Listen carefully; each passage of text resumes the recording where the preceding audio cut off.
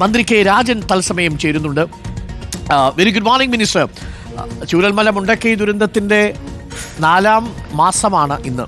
ഞങ്ങൾ ലതയോട് സംസാരിച്ചു, ലതയ്ക്കുള്ള ധനസഹായമെല്ലാം കിട്ടി എന്നുള്ള കാര്യം പറഞ്ഞു. പക്ഷേ അപ്പോഴും ചില ആശങ്കകളൊക്കെ ഉണ്ട്.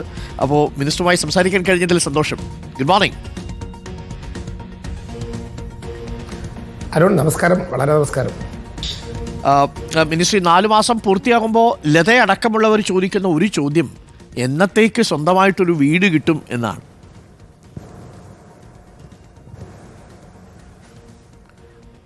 ഞാൻ പറഞ്ഞോട്ടെ അരുൺ? ഹലോ, പറയാമല്ലോ. ലതയോട് മാത്രമല്ല, അവിടെ ദുരന്തത്തിൽ പെട്ടുപോയ ആളുകളോടെല്ലാം ഒരു ഭയവും ഉണ്ടാകണ്ട.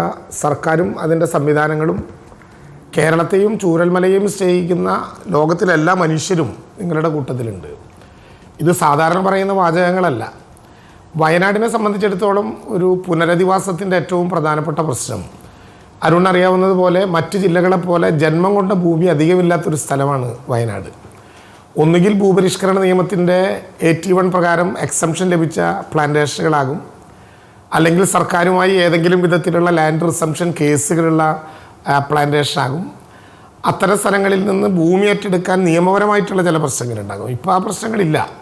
സ്വാഭാവികമായിട്ടും സ്വമേധയാ കേസെടുത്തിട്ടുള്ള കോടതി ഭൂമി ഏറ്റെടുക്കലുമായി ബന്ധപ്പെട്ട ഏത് നടപടിക്രമവും കോടതി അറിയിച്ചുകൊണ്ട് തന്നെ മുന്നോട്ട് പോകണം എന്ന് ആവശ്യപ്പെട്ടിരുന്നു. നമ്മളെല്ലാവരും ചേർന്ന് ഈ ദുരന്തകാലത്തിനിടയിലും അവിടെയുള്ള പ്ലാന്റേഷൻ ഭൂമികളെല്ലാം നേരിട്ട് കണ്ടു. സ്വാഭാവികമായിട്ടും ജൂലൈ 30 വന്ന ദുരന്തം കഴിഞ്ഞ് കുറച്ച് കാലം കഴിഞ്ഞപ്പോൾ ആളുകൾ ചോദിച്ചിരുന്നൊരു ചോദ്യം അരുണിനോടും ചോദിച്ചു, എന്നോട് ആ കാര്യം പറയുകയും ചെയ്തു. ഞങ്ങളെ പുത്തുമലയിൽ നിന്ന് ചൂരൽമലയിലേക്ക് എത്തിച്ചു. ഇനി ചൂരൽമലയിൽ നിന്ന് ഏത് മലയിലേക്കാണ്? ഇത് ഹൃദയത്തിൽ തൊട്ടുന്ന ഒരു ചോദ്യമാണ്. അപ്പം അതുകൊണ്ട് തന്നെ ഏതെങ്കിലും വിധത്തിലുള്ള ആപത്തുണ്ടാകില്ല എന്ന് ഉറപ്പിച്ചു പറയാവുന്നൊരു സ്ഥലമാകണം. പിന്നെ നേരത്തെ പ്രഖ്യാപിച്ചതുപോലെ നമ്മളെല്ലാവരും ഒരുമിച്ച് കരുതിയതുപോലെ ഒരു ടൗൺഷിപ്പ് ആകണം. ഈ 2 കാര്യം പരിശോധിച്ചപ്പോൾ 25 സ്ഥലങ്ങളെ അങ്ങനെ ഞങ്ങൾ പരിശോധിച്ചു. അതിൽ ജോൺ മത്തായിയുടെ നേതൃത്വത്തിലുള്ള ഭൗമ്യശാസ്ത്ര സംഘം 9 സ്ഥലങ്ങൾ ഏറ്റവും നല്ലത് എന്ന് കണ്ടു. ആഗസ്റ്റ് 23-ാം തീയതി അവിടെ സന്ദർശിച്ച അന്നത്തെ ചീഫ് സെക്രട്ടറി ആയിട്ടുള്ള ശ്രീ വേണുവിൻ്റെ നേതൃത്വത്തിൽ ജനപ്രതിനിധികളോട് മാത്രമല്ല, ഒരുപക്ഷെ ഇന്ത്യയിൽ തന്നെ ആദ്യത്തെ പുനരധിവാസ പ്രക്രിയയുടെ ഒരു റോൾ മോഡൽ എന്ന നിലയിൽ ദുരന്തബാധിതരോട് പുനരധിവാസത്തെക്കുറിച്ചിട്ടുള്ള അവരുടെ അഭിപ്രായം ചോദിച്ചു. ഈ അഭിപ്രായങ്ങളിൽ മഹാഭൂരിപക്ഷം പേരും പറഞ്ഞത് ഞങ്ങൾക്ക് മേപ്പാടിയിലോ മേപ്പാടിയുടെ പരിസര പ്രദേശത്തോ വേണം. ആ ആലോചന കൂടി വന്നപ്പോഴാണ് സുരക്ഷിതം എന്ന് ജോൺ മത്തായി കണ്ടെത്തിയ 9 എസ്റ്റേറ്റുകളിൽ 2 എണ്ണം, നേരത്തെ നമുക്ക് എല്ലാവർക്കും അറിയാവുന്നതുപോലെ 2 എസ്റ്റേറ്റുകൾ കണ്ടെത്തി അവിടുത്തെ ഭൂമി എടുക്കാൻ വേണ്ടി തീരുമാനിച്ചത്. അപ്പോൾ അതുമായി ബന്ധപ്പെട്ട് DM ആക്ട് അനുസരിച്ച് ഭൂമിയുടെ പൊസഷൻ എടുക്കാം എന്ന് ഞങ്ങൾ തീരുമാനിച്ചപ്പോൾ പൊസഷൻ വേഗതയിലാകാൻ വേണ്ടിയാണ് അങ്ങനെ എടുക്കണം എന്ന് പറഞ്ഞത്. കോടതി ചോദിച്ചൊരു ചോദ്യം, ഇതിന് പണം കൊടുക്കാൻ സാധ്യമാണോ? സ്വാഭാവികമായിട്ടും LARR 2013 അനുസരിച്ചാണ് നഷ്ടപരിഹാരം കാൽക്കുലേറ്റ് ചെയ്യുക. ആ പണം കോടതിയിൽ കെട്ടിവെക്കും. കോടതിയിൽ ഉടമസ്ഥ തർക്കം നിലനിൽക്കുന്ന കേസുകളിൽ ആരാണ് ഉടമസ്ഥനെന്ന് നിശ്ചയിക്കാനും ഇതെങ്ങനെ കൊടുക്കണമെന്ന് നിശ്ചയിക്കാനും കോടതിക്ക് അധികാരമുണ്ട്. ഇക്കാര്യങ്ങളെല്ലാം കോടതിയിൽ 2 ഭാഗവും പറഞ്ഞു വെച്ചു. ഞങ്ങൾ അവരോടും, അതായത് ബന്ധപ്പെട്ട പ്ലാന്റേഷനുകളോടും പാവപ്പെട്ട മനുഷ്യരുടെ ഒരു വികാരങ്ങളും അവരുടെ മാനസിക സമ്മർദ്ദങ്ങളും കോടതിയുടെ മുമ്പാകെയും അവരുടെ മുമ്പാകെയും അറിയിച്ചു. അഡ്വാൻസ് പൊസഷൻ എന്ന വിഷയത്തിൽ കോടതി അവസാനത്തെ വാദവും കേട്ട് അവരുടെ ജഡ്ജ്മെൻറ്റ് റിസർവ് ചെയ്തു എന്ന് മാത്രമേ ഉള്ളൂ. സർക്കാർ പ്രതീക്ഷിക്കുന്നത് എല്ലാവരുടെ കൂടി അഭിപ്രായത്തോടു കൂടി നമുക്കിപ്പോൾ ഭൂമി ഏറ്റെടുക്കാനുള്ള നടപടിക്രമങ്ങളിലേക്ക് കിടക്കാൻ പറ്റും. ഒന്നാമത്തെ കാര്യം, ഒരു കാര്യം കൂടി പറഞ്ഞോട്ടെ, ദുരന്തബാധിതരായ ആളുകളെ എങ്ങനെ കണ്ടെത്തുമെന്നൊരു ചോദ്യം നമ്മുടെ മുമ്പിലുണ്ടായിരുന്നു. ഒരു ഗവൺമെൻറ് ഉത്തരവ് തന്നെ പുറത്തിറക്കി. ആ ഗവൺമെൻറ് ഉത്തരവ് പ്രകാരം റവന്യൂ വകുപ്പാണ് ഇത് കണ്ടെത്താനുള്ള ഉത്തരവാദിത്തം. പക്ഷേ റവന്യൂ വകുപ്പ് ആ ലിസ്റ്റ് തയ്യാറാക്കുമ്പോൾ മേപ്പാടി പഞ്ചായത്തിനോടുകൂടി അവരുടെ കയ്യിൽ ഏതെങ്കിലും വിധത്തിൽ ഇതുമായി ബന്ധപ്പെട്ട ഒരു പ്രാദേശിക അന്വേഷണത്തിൽ ലിസ്റ്റ് ഉണ്ടെങ്കിൽ അതുകൂടി തരാൻ ആവശ്യപ്പെട്ടു. അവരതിൻ്റെ റെസൊല്യൂഷൻ പാസ്സാക്കി എന്നാണ് കരുതുന്നത്. ഞാൻ രാവിലെ കളക്ടറോട് സംസാരിച്ചിരുന്നു. ഇന്നാ ലിസ്റ്റ് കിട്ടും എന്ന് പറഞ്ഞു. അങ്ങനെയെങ്കിൽ 2 കൂടി കൺസോൾഡേറ്റ് ചെയ്ത് വേറെ വ്യത്യാസങ്ങളില്ലാത്ത വിധം ഒരു ലിസ്റ്റ് ഏറ്റവും അടുത്ത ദിവസം, ഒരാഴ്ചക്കകം യഥാർത്ഥ ദുരന്തബാധിതരുടെ, ആർക്കാണോ ഭൂമിയിൽ വീട് നഷ്ടപ്പെട്ട ഉടമസ്ഥന്മാർ, ആരാണോ അവിടെ ലയങ്ങളിൽ താമസിച്ച് തിരിച്ചു പോകാൻ പറ്റാത്തവർ, ആരാണോ ദീർഘമായ കാലമായി വാടകയ്ക്ക് താമസിച്ച് മറ്റു വഴികളില്ലാത്തവർ, അവരാണ് ഒന്നാമത്തെ ലിസ്റ്റിൽ പെടുക. ആക്ച്വൽ ദുരന്തം അനുഭവിച്ചവർ, അവരുടെ ലിസ്റ്റ് ഇപ്പോൾ തയ്യാറാക്കുക. ആ ലിസ്റ്റ് ജനകീയമായിരിക്കും, ഒരു സംശയവും വേണ്ട. ആ ലിസ്റ്റ് പൊതുകേന്ദ്രങ്ങളിൽ പ്രസിദ്ധീകരിക്കും. Panchayat office, village office, taluk office, collectorate, പഞ്ചായത്തിലും വില്ലേജ് ഓഫീസിലും പ്രത്യേകിച്ച് ഹെൽപ്പ് ഡെസ്ക് ആരംഭിക്കും. ഹെൽപ്പ് ഡെസ്കുകളിൽ ആളുകൾക്ക് നേരിട്ട് പരാതി നൽകാം, അല്ലെങ്കിൽ മെയിലായി 15 ദിവസത്തിനുള്ളിൽ.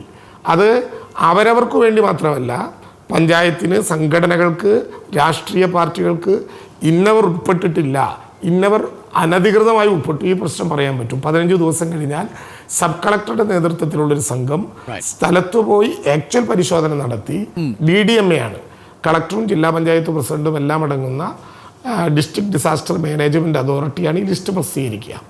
അതേസമയം തന്നെ രണ്ടാമത്തെ പ്രശ്നം, ജോൺ മത്തായി ഭൗമ്യശാസ്ത്ര സംഘം 6 സംഘം പരിശോധന നടത്തി നോട്ട് ഗോസോൺ എന്ന് പറയാവുന്ന സ്ഥലത്തേക്ക് ഒരു ലിസ്റ്റ് പറഞ്ഞിട്ടുണ്ട്. ആ ലിസ്റ്റ് കുറ്റിയടിക്കുന്ന കാര്യത്തിലൊക്കെ ഒരു സംശയം നേരിട്ട് രേഖപ്പെടുത്തിയെന്ന് പറഞ്ഞു. ഞാൻ തന്നെ അങ്ങോട്ടെടുത്ത ദിവസം പ്രിൻസിപ്പൽ സെക്രട്ടറി ഉൾപ്പെടെയുള്ളവർ പോകണം എന്നാലോചിച്ചിട്ടുണ്ട്, ഓൺലൈൻ മീറ്റിങ്ങുകൾ നടത്തണമെന്ന് ആലോചിച്ചിട്ടുണ്ട്. അത് 2ാം ഘട്ടമാണ്. ആ ഘട്ടത്തിൽ നമ്മൾ സാധാരണ നിലയിൽ ജോൺ മത്തായി പറയുന്നതനുസരിച്ച് നമ്മൾ ഈ സ്ഥലം അടയാളപ്പെടുത്തുന്നത് അങ്ങോട്ടിനി പോകാൻ പറ്റില്ല എന്ന് പറയുന്ന ആളുകളുടെയാണ്. അപ്പോൾ ആളുകളുടെ സംശയം, അങ്ങനെ പോകാൻ പറ്റാത്തതിനോട് ചേർന്ന് ഒരു 4 വീടുണ്ട്, അതുവരെ പോകാൻ പറ്റില്ല, ഈ 4 വീട് പോകാൻ പറ്റുന്നതാണ് കണക്കനുസരിച്ച്, അവരെ ഒഴിവാക്കുമോ? അങ്ങനെ ഒഴിവാക്കില്ല, ഇൻക്ലൂസീവാണ് നമ്മുടെ കണക്ക്. ഒരു സ്ഥലത്തേക്ക് പോകുമ്പോൾ അതിനോട് ചേർന്നൊരു 4 വീട് കൂടി ഉണ്ടെങ്കിൽ അവരെ കൂടി ഉൾപ്പെടുത്തുക എന്നുള്ളതാണ് നമ്മുടെ ലൈൻ. അതിന് ഈ പറഞ്ഞ സ്ഥലങ്ങളൊന്ന് കല്ലിട്ട് അടയാളപ്പെടുത്തണം. അത് 2ാമത്തെ ലിസ്റ്റായിട്ട് എടുക്കും. 2 പേർക്കും നമുക്ക് പുനരധിവാസം കൃത്യമായി കൊടുക്കാനാകും. ആശ്വാസകരമായ കാര്യമാണ്. അതിനകത്ത് ചില ആളുകളുടെ ആശങ്ക എനിക്ക് തോന്നുന്നു ക്ലാരിറ്റി വരുത്തിയതുകൊണ്ട് അത് മാറിയിട്ടുണ്ട്. പ്രത്യേകിച്ച് ഞങ്ങളൊക്കെ പോകുന്ന സമയത്ത് ഈ പാടികളിൽ താമസിച്ചിരുന്നവരുടെ ഒരു ആശങ്കയുണ്ടായിരുന്നു, നോട്ട് ടു ഗോ എന്ന കാറ്റഗറിയിൽപ്പെട്ട ആളുകളുടെ ഒരു ആശങ്കയുണ്ടായിരുന്നു. അത് രണ്ടും എനിക്ക് തോന്നുന്നു ഇത് കാണുന്നതോടുകൂടി അവരുടെ ആ പ്രശ്നം പരിഹരിക്കും എന്നാണ് മനസ്സിലാക്കുന്നത്. ഞാൻ നേരത്തെ ലതയുമായി സംസാരിച്ചപ്പോൾ ലത ഒരു സ്വകാര്യ ആവശ്യം പറഞ്ഞിരുന്നു, മറ്റൊന്നും ടിവിയുടെ കാര്യമാണ്, അത് നമ്മൾ ഏറ്റെടുത്തു. അതല്ല, ഞങ്ങളെ കൊണ്ട് സാധ്യമാകാത്ത ഒന്ന്, ഈ ലതയുടെ ഭർത്താവിൻ്റെ കയ്യിലൊരു മോതിരം ഉണ്ടായിരുന്നു അത്രേ, ലതയുടെ പേരെഴുതിയൊരു മോതിരമായിരുന്നു. അത് കണ്ടാണ് അത് ശ്രീനിവാസനാണെന്ന് തിരിച്ചറിഞ്ഞത്. പക്ഷേ ആ മോതിരം എവിടെയാണെന്ന് ഒരു പിടിയും കിട്ടുന്നില്ല. അപ്പോൾ മിനിസ്റ്റർ ഒന്ന് ഇടപെട്ട്, അതൊരു വൈകാരിക ബന്ധമുള്ള ഒന്നായിരിക്കുമല്ലോ സ്വാഭാവികമായും, അതിൻ്റെ മൂല്യം സാമ്പത്തിക മൂല്യമല്ല ലതയെ സംബന്ധിച്ച്, വർഷങ്ങളായി തൻ്റെ ഹസ്ബൻഡ് ശ്രീനിവാസൻ കയ്യിൽ അണിഞ്ഞുകൊണ്ട് നടന്ന മോതിരമാണ്. അപ്പോൾ മോതിരം കിട്ടിയിട്ടുണ്ട്, പക്ഷേ അത് എവിടെയാണെന്ന് നിശ്ചയമില്ല. ആ മോതിരം കണ്ടാണ് തിരിച്ചറിഞ്ഞത്. അതിന് മിനിസ്റ്റർ ഒരു ഏർപ്പാട് ചെയ്ത് കൊടുക്കണം എന്നാവശ്യപ്പെട്ടിരുന്നു. അരുണിന് അറിയാമല്ലോ, നമ്മളിങ്ങനെ റിപ്പോർട്ടർ ചാനലിലൂടെ രാവിലെ പറയുന്ന കാര്യങ്ങൾക്ക് മണിക്കൂറുകൾക്കകം ആ ദുരന്ത ഭൂമിയിൽ നമുക്ക് മറുപടി കണ്ടെത്താൻ പറ്റാറുണ്ട്. ഓരോരുത്തരുടെ വിഷയത്തിലും, ലോറിക്കാരുടെ വിഷയത്തിൽ, വരേണ്ട ആളുകളുടെ വിഷയത്തിൽ, ഇങ്ങനെ പല പ്രശ്നങ്ങളും റിപ്പോർട്ടറിൻ്റെ മുമ്പിൽ ആളുകൾ ഉന്നയിക്കുമ്പോൾ അതത് സമയത്ത് തന്നെ നമ്മൾ കമ്മ്യൂണിക്കേറ്റ് ചെയ്യുകയും അതിന് മറുപടി ഉണ്ടാക്കാൻ ഒരു പരിധിയിലേറെ കഴിയുകയും ചെയ്തിട്ടുണ്ട് എന്നാണ് എൻ്റെ ആത്മവിശ്വാസം.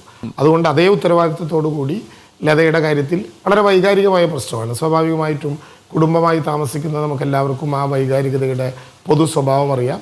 അങ്ങനെ കണ്ടുകിട്ടുന്നതെല്ലാം ഒറ്റ സിംഗിൾ പോയിന്റിൽ കരുതി വെക്കണം എന്ന് പറഞ്ഞിട്ടുണ്ട്. ഏറ്റവും വേഗതയിൽ ആ കാര്യം അന്വേഷിച്ച് നമ്മുടെ ഏതെങ്കിലും വിധത്തിലുള്ള സാധ്യതയുടെ കയ്യിലുണ്ടെങ്കിൽ അത് ഉറപ്പായിട്ടും ഏറ്റവും അടുത്ത മണിക്കൂറുകൾക്കകം, അല്ലെങ്കിൽ തുടർച്ചയായ അന്വേഷണത്തിൻ്റെ ഭാഗമായി സ്വാഭാവികമായിട്ടും ലതയുടെ ഒരു വൈകാരികമായിട്ടുള്ള പ്രശ്നം നമുക്ക് മനസ്സിലാവും. ആ കാര്യത്തിൽ തീർച്ചയായിട്ടും പോംവഴി ഉണ്ടാകും എന്ന് തന്നെ ഉറപ്പിച്ചു. ഈ ശ്രുതിക്ക് ജോലി എത്രയും പെട്ടെന്ന് തരപ്പെടുത്തി കൊടുത്തു എന്നതിൽ അവിടെയുള്ള ആളുകൾ നന്ദി അറിയിക്കാനും ഞങ്ങളോട് ആവശ്യപ്പെട്ടിരുന്നു. അതുകൂടി മിനിസ്റ്റർ അറിയിക്കുകയാണ്. വളരെ വേഗം ഉത്തരവിറങ്ങി, ഇനി ജോയിൻ ചെയ്യാം ഈ മാസം തന്നെ ശ്രുതിക്ക്. അതെ, ശ്രുതിക്ക് നമ്മളാണ് ആദ്യം ജിൻസന്റെ മരണം അറിഞ്ഞ ദുഃഖത്തിനിടയിൽ, എനിക്ക് തോന്നുന്നു ഞാൻ കായംകുളത്ത് ഒരു വില്ലേജ് ഓഫീസിന്റെ ഉദ്ഘാടനത്തിൽ നിൽക്കുമ്പോഴാണ് അരുൺ വിളിക്കുന്നത് ഇങ്ങനെ. അപ്പോൾ നമ്മൾ രണ്ടുപേരും കൂടി പരസ്പരം പറയുകയും ചെയ്തിരുന്നു. തീർച്ചയായിട്ടും വളരെ വേഗത്തിൽ തന്നെ, അതും റവന്യൂ വകുപ്പിലെ ക്ലർക്കായി തന്നെ അവിടെ ജോലി കൊടുക്കാനുള്ള ചുമതല വയനാട് ജില്ലാ കളക്ടറെ ഏൽപ്പിച്ചിട്ടുണ്ട്. HRMS മറ്റൊരു സ്ഥലത്തേക്ക് പോകാതിരിക്കാൻ, ഇനി എവിടെയായിരിക്കും പുതിയ തസ്തിക എന്ന് സംശയം ഉണ്ടാകാതിരിക്കാൻ അവിടെ തന്നെ കൊടുക്കണം എന്ന് പറഞ്ഞിട്ടുണ്ട്. ഇത് കാണുമ്പോൾ ചിലരൊക്കെ ചോദിക്കുന്നുണ്ട്, നിലവിലുള്ള PSCക്കാരുടെ അവകാശത്തെ ധ്വംസിങ് വിധത്തിലാകുമോ നിങ്ങളിങ്ങനെ കൊടുക്കുന്നത്? അങ്ങനെ ഒരു ഭയപ്പാടും വേണ്ട നിലവിലുള്ള ആളുകൾക്ക്. ഇത് സർക്കാരിൻ്റെ ഒരു പ്രത്യേകമായ തീരുമാനമാണ്. അത് നിലവിലുള്ള ലിസ്റ്റിൽ നിന്ന് എടുക്കുകയല്ല. ഇത്തരം ദുരന്തബാധിതരായിട്ടുള്ള ആളുകളെ സഹായിക്കുക, പ്രത്യേകിച്ച് നമ്മൾ കൊടുത്തൊരു വാഗ്ദാനം എന്ന നിലയിൽ ജെൻസൺ കൂടി നഷ്ടപ്പെട്ടതോടുകൂടി ശ്രുതി അനുഭവിക്കുന്ന പ്രയാസം, ഇങ്ങനെ അനുഭവിക്കുന്ന നിരവധി പേരുണ്ടാകും. അവരെയെല്ലാം ഏതെങ്കിലും വിധത്തിൽ കരയോടടുപ്പിക്കണം എന്ന് തന്നെയാണ് ഞങ്ങളുടെ ലക്ഷ്യം. ഞാൻ ഒരു കാര്യം പറഞ്ഞത്, 4ാമത്തെ മാസമാണ് നമ്മൾ ഈ 30-ാം തീയതി ആകുമ്പോൾ നിൽക്കുന്നത് എന്നാരും ഓർമ്മപ്പെടുത്തിയത് കൊണ്ട് ഞാൻ പറഞ്ഞതാണ്. നേരത്തെ ഇതുപോലെ തന്നെ നമ്മൾ രണ്ടുപേരും ഇരുന്ന് സംസാരിക്കുമ്പോൾ റിപ്പോർട്ടറിൻ്റെ ആളുകളുടെ മുമ്പിൽ ജനങ്ങൾ ഉന്നയിച്ചിരുന്ന ഒരാശങ്ക, നേരത്തെ പല മലകളിലും ഉണ്ടായതുപോലെ ആദ്യത്തെ മാസത്തെ വാടക, 2ാമത്തെ മാസത്തെ വാടക ഇതൊക്കെ കഴിയുമ്പോൾ ആളുകളങ്ങ് പോകും. ഒരു കാരണവശാലും ഇല്ല. എവിടെയാണോ ഇവരെ സുരക്ഷിതമായ തലത്തിലേക്ക് എത്തിക്കുന്നത് അതുവരെ CMDRF നിന്നാണ് 6000 രൂപ എന്ന വാടക കൊടുക്കുന്നത്. ആ വാടക എപ്പോഴാണോ ഇവരെ സുരക്ഷിതമായ ഒരു കേന്ദ്രത്തിലേക്ക് എത്തുന്നത് അതുവരെ കൊടുക്കും എന്ന് മാത്രമല്ല, ചിലർ പറയുന്ന മറ്റൊരാശങ്ക, വാടക കൂട്ടാൻ ചിലർ ശ്രമിക്കുന്നു. ഒരു കാരണവശാലും അനുവദിക്കില്ല. ജില്ലാ ഭരണകൂടം അക്കാര്യത്തിൽ കർശനമായ ഇടപെടൽ നടത്തും. അവിടുത്തെ അസിസ്റ്റൻറ്റ് കളക്ടർ നോഡൽ ഓഫീസറായി ഒരു പ്രത്യേക വിങ് തന്നെ പുനരധിവാസ ബാധിതരുടെ പ്രശ്നങ്ങൾ പഠിക്കാൻ വേണ്ടി തയ്യാറാക്കിയിട്ടുണ്ട്. ഞാനിത് പറയാൻ കാരണം റിപ്പോർട്ടറിനോട് ഒരു മേന്മ പറയാനല്ല, അവിടെയുള്ള മനുഷ്യരുടെ ആശങ്കകൾ അറിയുന്നതുകൊണ്ടാണ്. ഞാനിപ്പോൾ തെരഞ്ഞെടുപ്പിനിടയിൽ 2 ദിവസം ഒന്ന് അവിടെ പോയപ്പോഴും ഈ വീടുകളിലൊക്കെ ഒരു സ്വകാര്യ സംഭാഷണത്തിന് വേണ്ടി, സ്വകാര്യ സന്ദർശനത്തിന് വേണ്ടി ശ്രുതിയെയും കണ്ടു, ശ്രുതിയുടെ അമ്മമാരെ കണ്ടു, അവരുടെ വീടുകളിലൊക്കെ പോയി. അപ്പോൾ അവർക്കുള്ള കൊച്ചു ആശങ്കകൾ യാഥാർത്ഥ്യമാണ്. അവർക്ക് സ്വാഭാവികമായിട്ടും മനസ്സിലുണ്ടാകും. എല്ലാം നഷ്ടപ്പെട്ട് നിൽക്കുന്ന മനുഷ്യൻ്റെ ജീവിതമാണ്. അവരുടെ മുന്നനുഭവങ്ങളുണ്ട്. ഞാൻ പറയുന്നത്, ഇപ്പോൾ നേരത്തെ ഉണ്ടായ ദുരന്തങ്ങളിലൊക്കെ പഞ്ചായത്ത് തന്നെ നേരിട്ട് വാടക കൊടുക്കുന്ന ഒരു സ്ഥിതിയാണ് ഉണ്ടായത്. അപ്പോൾ പലപ്പോഴും കൊടുക്കാൻ പറ്റാത്ത പ്രശ്നങ്ങളൊക്കെ ഉണ്ടാവും. ഇപ്പോൾ സർക്കാർ നേരിട്ടാണ് CMDRFലെ അവസാനത്തെ നാണയം ഉപയോഗപ്പെടുത്തി ഞങ്ങൾ ആ കൊടുത്തുകൊണ്ടിരിക്കുന്ന എല്ലാ സേവനങ്ങളും അത് വിധത്തിൽ തന്നെ കൊടുക്കും. ഈ വിലങ്ങാട് കാര്യമായ ശ്രദ്ധ പതിഞ്ഞില്ല എന്ന് അവർക്കൊരു പരാതിയുണ്ട്. അതുപോലെ വിലങ്ങാടിൻ്റെയും 4 മാസമാണല്ലോ. അപ്പോൾ ഇന്നിപ്പോൾ അവർ വില്ലേജ് ഓഫീസിലേക്ക് മറ്റോ മാർച്ച് നടത്തുകയും ചെയ്യുന്നുണ്ട്. അവർക്ക് വേണ്ടത്ര പരിഗണന കിട്ടിയില്ല. അതിനകത്ത് പുഴയിലെ മണ്ണെടുപ്പ് പൂർണ്ണമായിട്ടും പൂർത്തിയായിട്ടില്ല. ഇനി വീണ്ടും വെള്ളം വന്നാൽ വിലങ്ങാട് പ്രദേശങ്ങളിലേക്ക് വെള്ളം കയറുമെന്നൊരു ആശങ്ക അവർ പ്രകടിപ്പിച്ചിട്ടുണ്ട് മിനിസ്റ്റർ.